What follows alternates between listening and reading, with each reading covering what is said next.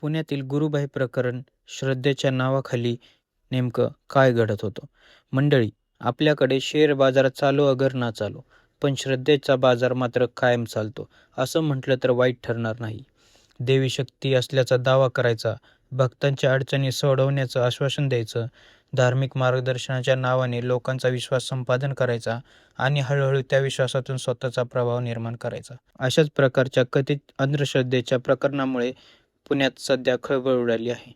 या प्रकरणाच्या केंद्रस्थानी आहेत स्वप्नील लांडे उर्फ गुरुभाई. मिळालेल्या वृत्तानुसार स्वप्नील लांडे स्वतःला गुरुवर्य म्हणून संबोधत असल्याचं सांगितलं जातं. धार्मिक मार्गदर्शन आणि कौटुंबिक अडचणी सोडवण्याच्या नावाखाली तो एका कुटुंबाच्या संपर्कात आल्याचा आरोप आहे.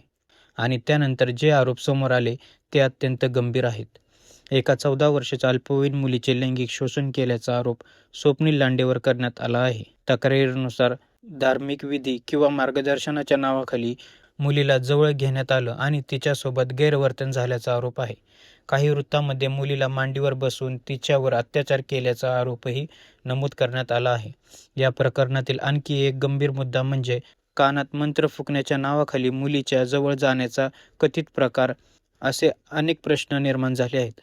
धार्मिक श्रद्धेच्या आणि विश्वासाच्या नावाखाली एखाद्या व्यक्तीला इतका अधिकार मिळतो तरी कसा?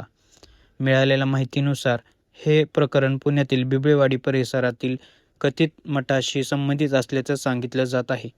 त्यामुळे त्या ठिकाणी नेमकं काय सुरू होतं, तिथे कोणकोणते लोक येत होते आणि या संपूर्ण प्रकरणामध्ये आणखी कोणाचा सहभाग आहे, याचा तपास महत्त्वाचा ठरणार आहे.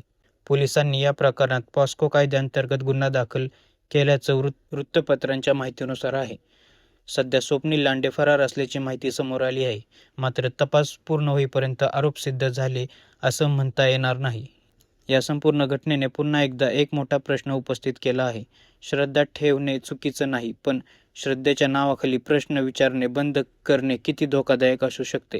देवधर्म आणि अध्यात्माच्या नावाखाली कोणी काही दावा केला म्हणून त्याच्यावर डोळे झाकून विश्वास ठेवण्यापेक्षा प्रत्येक गोष्टीकडे विवेकाने पाहणे गरजेचे आहे. कारण श्रद्धा ही वैयक्तिक असू शकते, पण अल्पवयीन मुलीच्या सुरक्षेशी तडजोड कधीच होऊ शकत नाही. आता या प्रकरणाच्या तपासातून नेमकं आणखी कोणती माहिती समोर येते? स्वप्नील लांडेपर्यंत पोलीस कधी पोहोचतात आणि या प्रकरणामध्ये आणखी कोणाचा सहभाग आहे, याकडे सर्वांचं लक्ष लागलेलं आहे. धन्यवाद.